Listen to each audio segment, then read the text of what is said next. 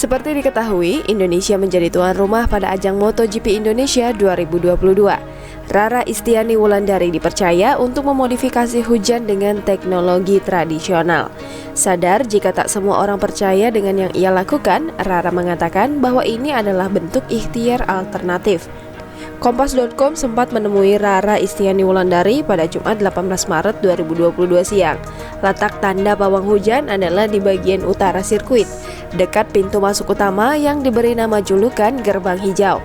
Sedikit di belakang pagar jalan utama, ada suatu tenda kotak yang berisi berbagai perlengkapan sesajen. Sebenarnya ketika tim Kompas.com datang, sang pawang hujan tengah berkeliling sirkuit. Akan tetapi, tak lama kemudian, dia pun tiba dengan diantar oleh mobil panitia berstiker khusus yang dapat memberinya akses ke seluruh jalanan di ring 1 sirkuit. Ia pun menjelaskan cara-cara berbeda dalam memanggil atau menghalau hujan. Ritual melibatkan sekumpulan sesajen yang dikelilingi parit air, sedangkan ritual lainnya melibatkan es batu dan abu kayu.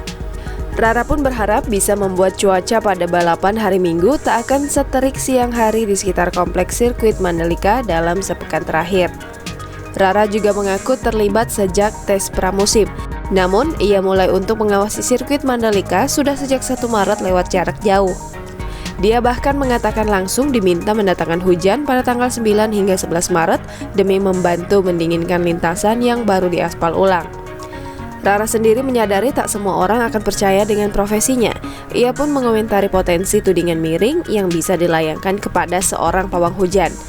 Rara juga mengaku senantiasa bekerja sama dengan pihak BMKG dan Hadi Cahyanto selaku Komandan Lapangan Mandalika untuk melakukan modifikasi cuaca ini. Jangan lupa subscribe, share, komen, dan like ya!